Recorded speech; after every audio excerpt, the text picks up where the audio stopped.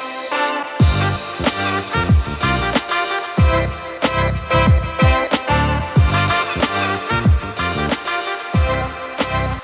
everyone, welcome back to the Intelligent Conversations podcast. Today I have the honor to speak with Ryan Cote.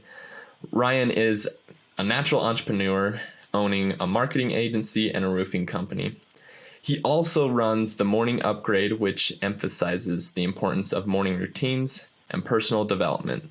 So Ryan, thank you for coming on today. I appreciate you taking the time to come on the show today. I'm looking forward to learning from you. But it seems like all things business, you're just all about that. So I kind of want to ask this to kind of open up. What got you into business and entrepreneurship? Well, I come from a family of entrepreneurs. So Valentine, the marketing agency, is 55 years now, 56 years. Wow. So mid-60s we started it, or we meaning my great uncle. And then my grandfather joined, and my dad, my uncle, my uncles, my cousins, my brothers. And so fast forward to today, it's me, my two brothers, my uncle that run it, my cousins there as well, helping out with sales. And so it's always been just kind of like in the family type of thing. I think I'm naturally wired for it too, because I've always been like, I'm trying to think, it was a high school, college, just selling things. I had e-commerce sites that I sold. I've always had things on the side, tinkering, trying to like generate cash flow and just try new things, you know. It's always been in my blood. I've always just kind of gravitated towards it. I remember when I got my first job out of college, it wasn't working with the family business. I used to wake up at 5 o'clock in the morning to write an ebook. That was a big thing back then. This is 2001, 2002. Yeah. Okay. And so it was a big thing back then, like creating ebooks, the landing page, selling it. So I remember waking up at 5 a.m., writing in it, creating the landing page and stuff like that. And then I went to work. And so I was just naturally wired. Just tend to gravitate towards it. And so, yeah, that's how it started. It just naturally, I would say I'm kind of similar. I think, like, I always, when people ask me, oh, how are you just natural entrepreneur? And I'm like, well, I mean, if you really want to take it back, when I was a little kid, I did those lemonade stands, you know, shoveling walks. Yeah. And now I'm washing windows, right? And doing those things. I'm like, it's just something I've always enjoyed doing, like being my own boss and kind of dictating when I work. But I like how you said you got up at 5 in the morning to write books. I think, I mean, we say we have this control of when we wake up, but like in control over our lives and our time, but yet we choose to wake up earlier. I kind of want to get your thoughts on why is it that you think entrepreneurs tend to wake up earlier, even though they have control over their time? Yeah, I'll answer that question. I just want to go back to one thing about the natural part. When I say natural, there's a lot of things I'm not good at. So when I say natural, I mean, I just have a natural interest towards it. I gravitate towards like wanting to like build things and create things. Some have worked out well, some have not. There's things I'm not good at. Like if I'm just being candid, like the finances part of it, like just my mind is not, you know, it's not wired to naturally grasp that stuff. And so my brother Scott, his mind is wired for that. So that's why in Valentine, a big part of his role is dealing with the insurance and the banks and all that stuff, because he just understands it. And then I focus more on like the strategy and the sales and the stuff that I naturally go towards. And so I think there's a lesson there, trying to be honest with yourself as to what you're good at and what you're not good at. And what you're not good at, finding someone that is. And so just wanted to clear that up. But to go back to your question, well, I think going back to that when I was waking up at 5, it's because I had an interest in it. If I hated it, I wouldn't have done it. And so I had this, and I'll be honest, the book did not sell at all. I did create another ebook after that did sell, but the first one, I don't think it sold one copy. Maybe my mom, I'm not sure, but probably, but really that's it. But I had a natural interest. I was like, I really want to try to build this and try to sell this. And so waking up at 5, it wasn't work because I naturally wanted to do it. It's like if you have a hobby like playing guitar or something like that, in most cases, you look forward to doing it because you enjoy it. And so that, to me, like for business, I don't really have too many hobbies, honestly. Like I do martial arts with my daughter, with my one daughter. I guess that's a hobby. But really it's business is sort of like a hobby kind of thing that I enjoy doing. And so I think that's why most entrepreneurs wake up early, because they have an interest in doing what they're doing. So it's not really work.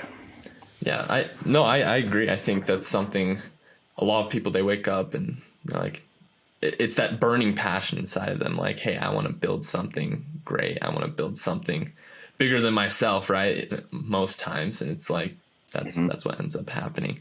But I mean, correct me, it's called the morning upgrade, right? And you kind of help people with creating morning routines. What would you say is kind of like that ideal morning routine? Or let me start with this. What's your morning routine like? Yeah. So Morning Upgrade, it's really a passion project. It's a blog, it's a podcast, it's a book. I don't really have a clear direction of where I'm going to go with it. I'm really just trying to put out really good content based on my experiences that hopefully help people. I've got a newsletter now, an email newsletter. And so I'm just, going down this journey, but it all did start with my morning routine. So my morning routine, it's evolved over the years. I started out doing the Miracle Morning book, which is Hal Elrod. He's like the OG of morning routines. Started out doing his routine, and I've just crafted it into my own. Like for me, I have 3 kids, a wife, and just, like us, like most parents, very busy with a billion sports and school and all that. And so I need to keep mine to like 30 minutes or less. And so I design like a journal type card thing that every morning, see, I actually do what I say I do. Oh, that's cool. I wrote it out this morning. And so every morning I grab one of these cards. I just answer the questions like, what's my priority for today? What am I grateful for? What's my biggest win from yesterday? Who am I going to reach out to today? And then what's on my mind? And then I exercise and I meditate. And I read a little bit. So that's my morning routine. It's about 30 minutes. It sounds like a lot, but it's like, you're writing down it sounds like a lot because it's very compacted, but it is like 30 minutes or less. That's great. You fit all that in 30 minutes too. That's wow. Well, yeah, because I'll tell you how my brain thinks. So like the book I'm reading right now is 177 Mental Toughness Secrets of the World Class. And every like secret is just one page. Huh. And so I just read one page of this book each morning. So it takes like a minute or two. And then my questions I'm asking, it's just like, all right, what am I grateful for? Well, that's 30-second response. So, and I only exercise for 5 minutes. I do other stuff like walk and Krav Maga, but I exercise for 5 minutes and then I meditate for 5 minutes. So it's really just like a condensed routine that packs in a lot in those 30 minutes. Gotcha. Wow. That's impressive because I mean, you talk with any people, especially in business, right? They're very, they all have different, morning routines, right? Different ways of doing things. I have one as well. And the thing is though, is they stick to it for a long time and it just becomes a part of them. So there's a lot of people right out there. They want to have, that ambitious morning routine or like they want to go out there. But the problem is they struggle with that consistency. So I kind of want to ask this, how do you help them remain consistent so then it slowly becomes a part of their life? Yeah. So I have like an interesting, my podcast, one of the questions I ask every guest is, what's your morning routine? So I'm up to 112 published, but I've done like 120. Oh, wow. And so I've gotten to listen to a lot of morning routines. And so there's a lot of overlap, gratitude practice, exercise, journaling, meditation. The guy I actually interviewed this morning, he's a big meditator. So he meditates, he wakes up and he lists out 5 things he's grateful for, 5 wins from yesterday. Then he's trying to learn Italian. So he does like 10 minutes of Italian lessons. And so it's all like very varied. I found that like, one of my guests goes for a walk with their dog and picks up garbage as they see it throughout the neighborhood to keep it clean. One guy plunges into a cold ice bath, which I will not be doing, but that's what he does. And so it's just like there's a lot of different things. I think that's why it's a personal experience. You have to find what works best for you. When you find what works best for you, you'll know, because like I don't dread doing my morning routine. This is what I do and I enjoy it. And so like I don't like not like gotta do this thing again. And so you'll know when you've got the routine that's like really filling your cup and there's no friction in doing it. But to answer your question, as we loop back to it, it really just comes down to like starting small. And so one of my guests, his morning routine, he tried a lot. And the one that really stuck for him is he journals 3 pages every day. He called it something and he learned it from someone, but basically not like a card like this, but like a regular notebook. Okay. And he journals for 3 pages every day, whatever's on his mind. And he said by the 3rd page, like what's coming out is like from his subconscious. Cause you think about it, if you keep on writing for 3 pages, by the 3rd page, like boy, what am I going to write about now? But he said just the things that flow out of him are so interesting. And he's a comedian, so I think he needs that. But I would say start small and just, try a couple of different things. Like you can never go wrong with gratitude practice, meditation, exercise, journaling. Those are like the foundational stuff. And so, yeah, start small. I like that. And I kind of had to laugh at you'll never go and plunge yourself into an ice cold bath. I actually, part of mine, I will occasionally, if I need a little extra boost that day, I'll throw in a cold shower and kind of just really it wakes you up. I'll tell you that. And I like it, but I see why people don't like it as well, because after about like 30 seconds, you're like, okay, why am I doing this? So I did that. I did cold showers for about a year, a couple of years ago, straight year. And, it's different though, because I would take a warm a warm shower. Okay.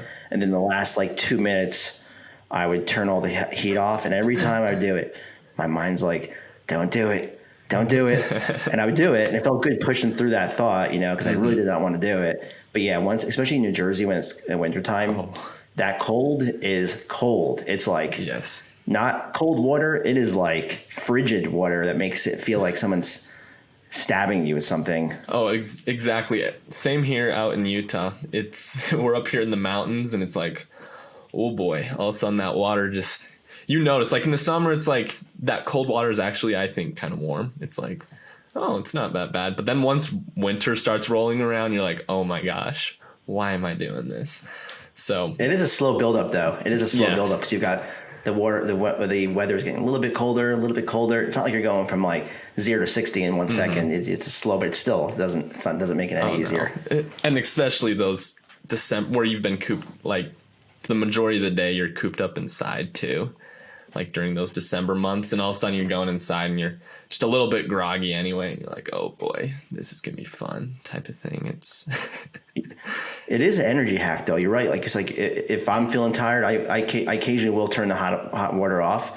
And because like when you had that cold water hitting you for like a minute or two, when you turn it off, like the energy, the adrenaline, it's like, whew, man, it really gets you. It's like flipping a switch. Oh, exactly. I think, that energy, sometimes those days you just need it, type of thing. That's why I kind of actually slowly phasing that out, because I heard from someone, I was like, oh, you should have this part of your routine. And I was like, yeah, that's a good idea. I'll do it. And as time went on, I was like, to your point, I don't really like this. But I'm like, you know what? I do need the energy though, type of thing. So I'll do it maybe like once or twice a week, during those days where I'm like, okay, I need a little bit of an extra boost, because I think as well as I do, entrepreneurship's not easy, right? Because you have to be doing a lot of those things that, other people, that's their job. They do it. And entrepreneurs are trying to bring those people together and make things work. And it's a lot of stress on your mind. So it is. Yeah, you get used to it, but there's always some, I've been throwing some curveballs recently at Valentine and just rolling with the punches, and it's working out fine. But it's always something between like managing a team, depending on your business, keeping clients happy, getting new clients, the finances, obviously.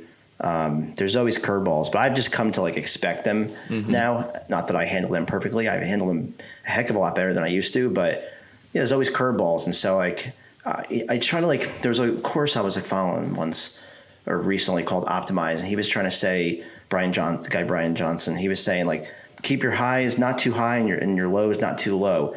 Like, so like when we get victories, like a big project or whatever, like I celebrate and I get excited, but I try not to get too like, oh, finally the world is better. Like I try to keep myself like pretty happy, but like not too happy. And then when the lows are low, like something's really getting to me, I try to like keep myself like, I recognize the feelings, I let them settle in, but I don't like dwell on them too much. And that's taken time to get to that point.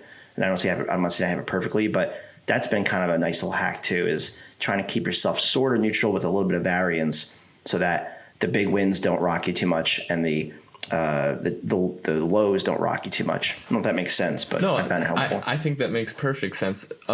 That's something I think even just, the audience listening today has to understand. I would even argue like in one single day, you could feel like you're on top of the world, right? And then the next second, right, within an hour, you're like, oh shoot, like I am not ready for this. And all of a sudden you're feeling at your lowest at the same time. Like it's definitely a roller coaster. And I like how you said that you need to keep kind of that neutral ground, because everything's going to be going up and down, up and down. If you kind of just maintain that, neutral state of mind, then like you said, you don't let your ego get to you, and you also don't let those losses kind of build up on you and get you down. So then you end up quitting type of thing. And that's something we don't want to do. So you can't quit. Oh yeah. Don't quit. So I am actually curious about this. Is there a time when you should, kind of back out, or do you look at it a different way? Or because I know there's some people that are like, look, it ended up being the best decision for me to kind of take that step back and go in a different direction, and they're like, I guess other people would have viewed it as quitting, but I looked at it as a different direction. Yeah, I'll answer that question because it's a tough one because it really just depends on the person and the situation. But the first thing that came to mind is, I think it depends. Like I'm trying to really learn to trust my gut, because usually we know the answer, and we just don't want to address it or deal with it or make the decision or make the change or whatever. But for me, like, so I'm part of 3 masterminds right now, and I feel like it's too much, especially with my schedule right now, because of some things that happen at Valentine. My schedule is a lot more full right now. And so I'm starting to realize I'm overbooking myself, and my gut's saying that I need to back away from 2 of them and just focus on the one, my original mastermind that was part of. And so for me, it's a gut feeling. Like I can feel the friction when the meetings come. I'm not as excited to join them because I know I've got other things I should be doing. And so like I feel that friction and that tension in my body. And so like for me, it's really a gut feeling. I would also say too, like depending on what your project is, like Morning Upgrade, it's a passion project. It pays for itself. It's a business. That's awesome. It generates cash flow, but it's not nothing exciting. It's just more, I'm just trying to create something I'm proud of and then eventually turn it into a business.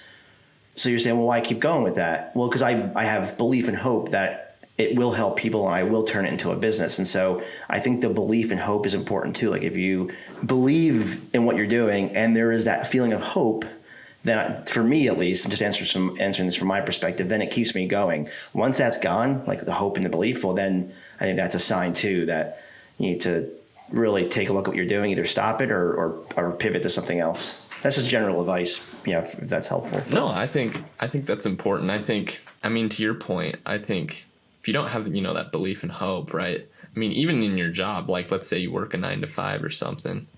If you don't believe you can do something great, maybe it's time for a change. Even you don't have to leave the company necessarily, but like go talk to your manager, your boss, and say, hey, like, is there somewhere you could put me? Like, could you put me somewhere else where I could, kind of feel reinvigorated and be like, oh, let's go type of thing, because I'm not feeling like we can do this type of thing. And I don't know, how would you kind of, because some people kind of lack, I mean, especially, right, a lot of my audience, they're in, college, they're looking to get their careers started, and they're, they kind of lack, that self-confidence, kind of that belief that they can really make any change, do anything. So how do you kind of build that up? What would be your suggestions, advice there? Yeah. Okay. Well, I think it comes down to really putting in the reps. You have to be an action taker. Like, if you're complaining that you don't like where you're at, but you're not making any changes, well, then, no one's going to look out more for you than yourself. And so you have to take yourself seriously and believe in yourself. And I think that's more just like trying new things. Like I think about all the things I've tried in the past. I mean, I mentioned the ebook, but then like e-commerce sites, service businesses, eBay, like I just kept on putting in the reps and stuff like that and just trying new things and seeing what I like and what I don't like, what I'm good at, what I'm not good at. And you're not really going to learn that unless you get out there and try. Also, I think back to when I started at Valentine, I was going on sales calls to try to generate business. And that made me very uncomfortable. Okay. And so this was like, I was 23, I'm 43 now. So we were like 20 years ago. And so I used to go on those sales calls with my stupid suit on, feeling all uncomfortable. And my nervousness, the way it would come out is I would get sweaty. And so literally like I would have like beads of sweat dripping down my forehead. Okay. Wow. As I was on these sales calls, literally beads of sweat, like drip, drip, drip. That's crazy. So imagine trying to convince someone to like work with you when you're like just a sweaty mess. It's very difficult, very hard. But what I found, and this is like with public speaking now, like I've done a lot of public speaking, and I was like shaking, the first few times, but you put in the reps enough and it gets easier. And so I think you have to there's no real shortcut with that. You can't like fake experience and fake like all the battle wounds. You have to go through it. And what I found, at least, is that when I go through stuff with business or like personal that's difficult, it gets a lot easier to handle the next thing because you have more confidence. I got through it. You have more experience. You're a little bit more mature. And so in my opinion, at least, there's really no shortcut to that. It's just putting in the reps and then taking action every day. If you're watching TV for 3 or 4 hours a day, I mean, I watch TV, it's fine. I'll be doing work while I'm doing it at night, but carve off an hour or two and dive into things, learn new things, watch videos, try to find out what you're really interested in and start to try to build a little business. Even if it doesn't work, you're still going to learn something from that experience. No, man, you hit that right on the dot too. I think a lot of people, right, kind of to your point, they want to take that shortcut, and it's like, no, I think I always remember something someone told me, and it's like, I remember I was getting way like, I don't know, for some reason when I was younger, I always just kind of liked to challenge people in authority. And this teacher told me, they're like, all right, fine. Like you don't think, I don't even remember what we were arguing about, to be completely honest. But I just remember that he ended like this argument or whatever we were having. And he's like, well, Josh, nothing worthwhile, comes easy type of thing. And I was like, man, dang, I'm like, yeah, I can't top that type of thing. So I realized I'm like, I got to actually like put in some work, and yeah, nothing comes easy that's worthwhile. And that's something I've lived by. I'm like, look, I need to be patient with myself, even though it's hard. I'm like, oh, I wish I had this now, or wish I could just do this. It's like, no, you need to be patient with yourself and realize that, hey, you got to learn, kind of to your point, go through the battle, get all the scars and wounds and experience. And then from there, you're just that much better of a person. And I think experience, they say, is the best thing. And it's true. Like that's something that I think a lot of us need. And I'm going to kind of switch gears here, but, Sure. When you said to carve out just even an hour or two for TV, I remember, someone told me when I was like towards the tail end of, when I was in school, I remember, I had this mentor of mine. He said, just wake up an hour earlier and go to bed an hour earlier. And I was like, okay, like, fine, let's just see what happens type of thing. And I found, I'm like, wow, I have this newfound time type of thing. I don't know what to do with it. Like I literally, the first day I did it, I just sat there. I was like, what am I supposed to do with all this time? Like, this is weird. And I think it's the same point with the TV. When you kind of set aside, all right, let's start. Let's not do this. Let's just set aside this time and just see what happens type of thing. That's how I ended up getting into business, entrepreneurship was, I just found, I'm like, hey, this is something I want to do. I'm like, okay, I have an hour to spare. Let's try something type of thing. And here we are today hosting a podcast. And I'm like, what the heck? Like, I did not see this coming, but here we are today. But yeah, I want to actually kind of ask this. What did you see yourself starting Morning Upgrade from the beginning, or did it just kind of naturally just kind of come up when you're like, hey, I really like doing this type of thing? Actually, no, before I answer that, I'm going to go back to, I'm going to comment what you said about the hour thing, and then I'll go to how I started the Morning Upgrade. You're right. Like really the best investment you can make is in yourself. Mm-hmm. And so just like, courses, getting a coach, watching YouTube videos, Audible, like taking that time. If you're in the car, like I don't listen to the radio, I listen to podcasts and Audible, or I have some memberships I'm part of with like lessons around different things with business. And so it's like taking that time and just investing in yourself, because if you do that enough, you're going to change yourself, and then you're going to have new skill sets, a better mindset, which then you can apply to other stuff that you're doing. And so I've always thought like it's the best investment you can make is in yourself, and like I said back in the beginning, no one's going to look out for you more than you will look out for yourself. Not even your mom and your dad, maybe your mom or dad, but I mean, like in the end, it's really you. And so, okay. So Morning Upgrade, that was a child that was birthed during COVID. I actually launched the brand in April of 2020. I just had a lot of like mental clarity, I guess, or like, I'm stuck at home like a caged animal, and just started thinking, because I was writing content around personal development. I've always been into it, reading books. I'd put things on LinkedIn about the cold shower experiment I did for a year and things like that. I was like, I like writing about this stuff. And then in my moment of COVID, I had like this thought, like I should try to turn this into a business, something that will help people, something that will not be like my legacy, maybe, I don't know, but something I'm proud of. And so I was like, well, morning routines is my main pillar habit, my main self-care habit. And so I like that idea, like a morning upgrade. I was brainstorming different names with the journaling, and morning upgrade keeps on coming up to me because it like symbolizes what I believe in. It ties well into personal development. It's easy to spell. The domain name is available. And so I started with it. I just got a free site up, started transferred over all my LinkedIn content to my blog, started writing new content. And then 3 or 4 months later, I was like, I should probably start a podcast. So I started doing research how to do that because I didn't know. And so I learned, I spoke to a couple of people and read things, and I started my own podcast. And then I was like, I should write a book. And so I did that whole process, learned how to publish on Amazon and all that stuff. And that's kind of where I'm at now. I'm trying to think, it's just really trying to evolve the content and the brand and the marketing. And I don't know where it's going to lead me, but it's been just an evolution. That's what happens. You got to tinker.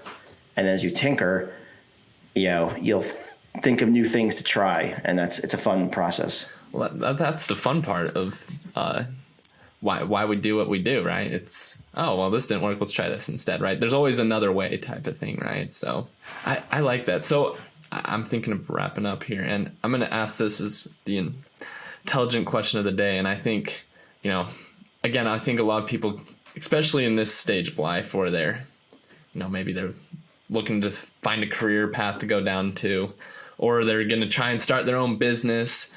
How do you help them kind of find a passion or something that they just like doing? Because I think a lot of times they're like, well, I kind of like this, but do I want to do it for the rest of my life? No, like they kind of struggle with that decision. So how do you help someone find their passion? I think, what do you naturally gravitate towards? What do people come to you for? What are your general interests? I think when like it's like something that doesn't feel like work. Like when you're in a flow state, you're doing something and you really enjoy it. I think it's tough though, because you sometimes can't, because if I'm being honest, I don't think I'm passionate about marketing. I mean, we've got a nice agency. I wouldn't say I'm passionate about marketing though, to be honest, but I'm passionate about running the business with my family, trying to grow it, the ins and outs of like trying new things, trying to help clients get results, working with them, learning about their business. Those are the elements. It's not the marketing necessarily. It's just the process. So sometimes it's hard to like monetize your passion, though plenty of people can. Like I mentioned the podcast guest I had on recently or this morning, he made a business out of meditation. But sometimes you can find something about the business that you're working on that you are passionate about, even if it's not the business itself. And so I really think it comes back to tinkering too. Like you don't know until you know. And so for me, like with Morning Upgrade, I knew I wanted to start something along the lines of it. And I literally got a pen and paper, went outside, put my phone away, and I just started writing down different things. Like what would I write about? How would I market it? What would it look like? And just started like for an hour, just wrote things down, and things started to get a lot more clear. So I think that's an exercise that all your audience can do too, is a journal, pen to paper, put your phone away, and just start writing down things that you're thinking of, like what business you could start, what you're interested in, what you're good at. That's another thing, what people come to you for, what your gut says. But in the end, it's going to take tinkering and testing and trying new things and pivoting. Going back to the guest I mentioned again, the meditation guy, he was telling me that his blog started out very different, and then he, based on just his input from his guests and input from his audience, he narrowed it down to meditation and some other reasons. And so sometimes you don't get it right from the get-go. Sometimes you pivot and find a new way of doing things. So I don't know. That seemed like a very confusing answer, but hopefully there's a few things in there that your audience can pull from. No, I think there's yeah, like you said, a lot of gems in there that I think people can run with and try in their lives. And I just want to ask this too. I want to get kind of your last thoughts on journaling and kind of that, because I mean, you've kind of mentioned it quite a bit, and like it seems like to be a very big part of your life. You like to write down the things that are on your mind, type of thing. So I kind of want to get your final thoughts on like journaling and the importance of that and how that can help someone kind of upgrade themselves. Yeah, so journaling could come many forms. Like I mentioned with Morning Upgrade, I was journaling my ideas, just seeing what comes out. When I was thinking about hiring a coach, I was trying to decide between two, and I couldn't decide, and I just did pros and cons in my journal, like pen and paper, pros and cons of each, and that helped me make a decision, honestly. My morning routine, I've got a small section for journaling, and right now what I'm journaling every morning is my intentions, like how I want to show up today across love, energy, and work. And I pulled that from a course that I took all of this year, just ended, going back to investing in yourself. It was a 10-month program that I invested in to make myself, better, quote unquote, better. And so like I write down like how I want to show up across love, energy, and work. And so I'll tell you what I write. For love, I write down warm, present, and encouraging. For energy, I write down abundant, grateful, and zestful. And then work, I write down confident, calm, and ambitious. So those are the character traits, how I want to show up. They're important to me. So every morning I'm writing that down just to remind myself, because like I have to practice it. Sometimes I'm doing work and one of my daughters comes up to me and tries to talk to me, and I'm still like typing away, and she's trying to talk to me. And then I remember, hey, you said you want to be present, right? Well, that's the opposite of what you're doing right now. Mm-hmm. And so it snaps me out of it. And then I turned the computer off. So it's just a work in progress, like anything. But there's different ways to use journaling. For the very basic form, just writing out what's on your mind can be very, very therapeutic. Yeah, thank you. I think some people that listen to this can definitely benefit from that. So thank you for coming on. I appreciate you taking the time. But you mentioned you have a podcast, right? Morning Upgrade, and your other businesses as well. So what are kind of the ways they can find that, the links, social media? What's the best way they can get a hold of you, reach out to you, and all that fun stuff? Yeah, the best way is just go to morningupgrade.com. On there is my book, my podcast, all the blog content I put out there. There's an opt-in for the email newsletter I send out every week. I personally send it out every week. I write it and try to provide some good, nuggets of wisdom. And if you go to the About page, there's links to Ballantine and then Ballantine Home Improvement, Ballantine.com is the marketing agency, and Ballantine is the roofing business. That's all linked up on the About page. Awesome. Thank you for sharing that. And they can also find, I know you mentioned a book on Amazon, those platforms as well. Yeah, it's on Amazon. It's self-published there. Okay, sweet. So Ryan, thank you for coming on today. I appreciate you taking the time to come on. Yeah, this was fun, Josh. Yeah, I had a lot of fun. Thanks for having me on. So everyone, that is Ryan Cote. As you can tell, he's a very intelligent person, has great things to say. He left you guys there with some information there if you guys want to reach out to him. Anything sparked your interest today, I would reach out to him. Stay tuned till next week. We have a great guest lined up for you guys. See you guys next week, and let's get after it. Hey everyone, if you liked this episode and would like to hear more, be sure to hit that subscribe or follow button.